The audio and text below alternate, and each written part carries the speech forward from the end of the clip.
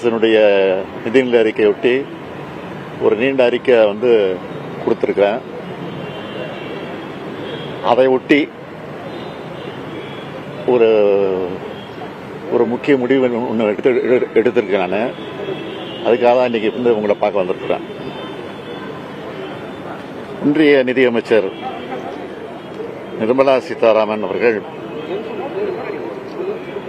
இன்றைக்கு தாக்கல் செஞ்சிருக்கக்கூடிய நிதிநிலை அறிக்கை மிகப்பெரிய ஏமாற்றத்தை அளிச்சிருக்கு.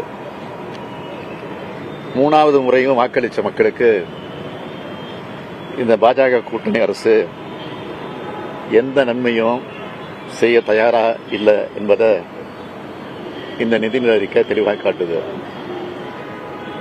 நிதிநிலை அறிக்கையில் தமிழ்நாட்டுக்குன்னு என்னென்ன திட்டங்கள் அறிவிக்கணும்னு 2 நாளைக்கு முன்னாடி நான் ட்விட்டரில் வெளியிட்டு இருந்தேன். அதை நீங்கள் பார்த்துருப்பீங்க, நீங்களும் வெளியிட்டிருக்கீங்க. பல கோரிக்கைகளை அதில் எடுத்து வச்சேன். இந்த நிதிநிலை அறிக்கையில் அதெல்லாம் இடம்பெறணும், எதிர்பார்க்குமாங்க அப்படின்னு சொல்லி. 3 ஆண்டுகளாக விடுவிக்கப்படாமல் இருக்கக்கூடிய சென்னை மெட்ரோ ரயில் திட்டத்துக்கான நிதியை விடுவிக்கணும். கோவை மற்றும் மதுரை மெட்ரோ ரயில் திட்டங்களுக்கான ஒப்புதலை விரைந்து வழங்கணும். தமிழ்நாட்டில் ஏற்கனவே அறிவிச்சிருக்கக்கூடிய ரயில்வே திட்டங்களை விரைந்து செயல்படுத்த நிதி ஒதுக்கீடு செய்யணும். தாம்பரம் செங்கல்பட்டு இடையே மேம்பால விரைவு சாலை திட்டத்துக்கான ஒப்புதலை வழங்கணும். இப்படின்னு சில கோரிக்கைகளை நான் எடுத்து வச்சிருந்தேன். ஆனால் எதையுமே நிதியமைச்சர் நிர்மலா சீதாராமன் இந்த பட்ஜெட்டில் அறிவிக்கல, ஒன்றிய பட்ஜெட்டில் அறிவிக்கல.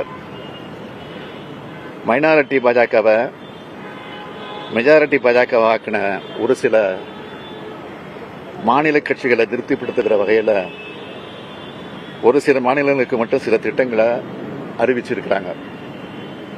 அறிவிச்சிருக்கிறாங்களே தவிர அதையும் நிறைவேற்றுவாங்களாங்கிறது சந்தேகம்தான் என்னை பொறுத்த வரைக்கும். எப்படி தமிழ்நாட்டுக்கு மெட்ரோ ரயில் திட்டம்னு அறிவிச்சுட்டு நிதி ஒதுக்காம இன்னைக்கு வரைக்கும் ஏமாத்திட்டு இருக்காங்களோ, அதே மாதிரி அந்த மாநிலங்களுக்கும் எதிர்காலத்தில் நடக்காது என்பதற்கு எந்த உத்தரவாதமும் கிடையாது. தமிழ்நாடு 2 மிக பெரிய பேரிடரை சந்திச்சது, உங்களுக்கு எல்லாம் தெரியும். 37,000 கோடி ரூபாய் வரை இழப்பீடு கேட்டிருந்தோம், தொடர்ந்து வலியுறுத்தி கேட்டுக்கிட்டே இருந்தோம். ஆனால் இதுவரை 276 கோடி ரூபாய் தான் கொடுத்துருக்குறாங்க. அது சட்டப்படி வர வேண்டிய தொகை. அது இதில் என்ன வேடிக்கைன்னா, 2 மூத்த மத்திய ஒன்றிய அமைச்சர்கள், பாதுகாப்புத்துறை அமைச்சர், நிதியமைச்சர் 2 பேர் நேரடியாக பார்த்துட்டு வர போனாங்க. இதுதான் தமிழ்நாட்டு மக்களை பாஜக மதிக்குதா அப்படிங்கிறதா என்னுடைய கேள்வி. தமிழ்நாட்டுக்கான எந்த சிறப்பு திட்டமும் இந்த நிதிநிலை அறிக்கையில் இல்லை. நம்மளோட கோரிக்கைகள் எதுவுமே இதில் நிறைவேற்றப்படலை. புதிய ரயில்வே திட்டங்களும் அறிவிக்கப்படலை. ஒன்றிய பாஜக ஆட்சியை தாங்கி பிடிக்கிற மாநிலங்களை தவிர மற்ற எல்லா மாநிலங்களையும் நிதியமைச்சர் மறந்துட்டாரு. தமிழ்நாடு என்ற சொல்ல நிதிநிலை அறிக்கையில இல்லை, பட்ஜெட்ல இல்லைன்னு சொல்றதை விட ஒன்றிய பாஜக ஆட்சியாளர்களோட சிந்தனை அலையும் செயல் அலையும் தமிழ்நாடு இல்லை. பாரபட்சமும் ஏமாற்றம் தான் இந்த அறிக்கையில் இருக்கு. ஒரு நாட்டோட நிதிநிலை அறிக்கை என்பது அந்த நாட்டில் இருக்கக்கூடிய எல்லா மாநிலங்களையும் உள்ளடக்கினதாக இருக்கணும்.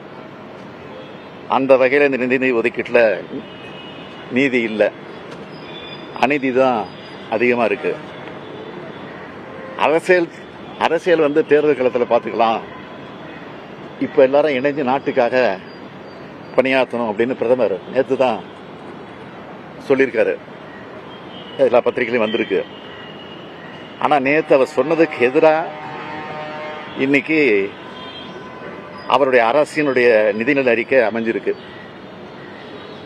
வாக்களிச்சவங்களுக்கு மட்டும் இல்லை, வாக்களிக்காதவங்களுக்கும் நன்மைகளை செய்கிறது தான் ஒரு சிறந்த அரசுன்னு நான் தொடர்ந்து சொல்லிட்டு இருக்கேன். அப்படித்தான் தமிழ்நாடு அரசோட செயல்பாடுகள்லாம் இருக்கு. இதை பார்த்தாவது ஒன்றிய அரசு தன்னோட போக்கை மாத்திக்கணும்னு கேட்டுக்கிறேன். வருகிற 27ஆம் தேதி பிரதமருடைய தலைமையில் நிதி ஆயோக் கூட்டம் நடக்கிறதா அறிவிக்கப்பட்டிருக்கு. அதில் நானும் பங்கேற்க திட்டமிட்டு இருந்தேன், அதுக்காக தயாராகிட்டு இருந்தேன். ஆனால் நிதிநிலை அறிக்கையில் தமிழ்நாடு ஒட்டுமொத்தமாக புறக்கணிக்கப்பட்டிருக்கிறதை கண்டிக்கிற வகையில் அந்த கூட்டத்தில் பங்கேற்க வேண்டாம்னு நான் முடிவெடுத்திருக்கிறேன். அதை புறக்கணிக்க போகிறேன். எப்படி தமிழ்நாட்டை புறக்கணிக்கிற ஒன்றிய அரசோட கூட்டத்தை ஒட்டுமொத்தமாக புறக்கணிக்கிறது தான் சரியானது அது அப்படின்னு நான் நினைக்கிறேன். தமிழ்நாட்டோட தேவைகள் உரிமைகள் நிலைநாட்ட மக்கள் மன்றத்தில் தொடர்ந்து நாங்கள் போராடுவோம். நாளைய தினம் நம்முடைய எம்பிக்கள்லாம் டெல்லியில் போராட்டம் நடத்த போகிறாங்க அப்படின்னு செய்தி வந்திருக்கு. அதுக்கு நாங்கள் அனுமதியும் கொடுத்துருக்கோம். வணக்கம். தமிழ்நாட்டு மக்கள் மேலே அவ்வளோ ஆத்திரத்தில் இருக்காங்க. அவங்க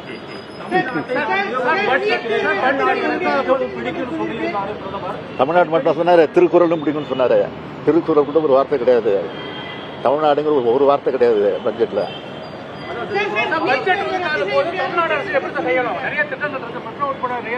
இது வரைக்கும் எப்படி கையாண்டுட்டு இருக்கோம் அப்படி கையாளுவோம் நாங்கள். ஏங்க நான் தான் ஒட்டுமொத்தமாக சொல்றேனே, தமிழ்நாட்டை சுத்தமாக புறக்கணிச்சிருக்கிறாங்க. புறக்கணிச்சிருக்கிற காரணத்தினால தான் நான் அந்த பிரதமர் கூட்டுற அனைத்து முதலமைச்சர் கூட்டத்தில் புறக்கணிக்க போறேன்.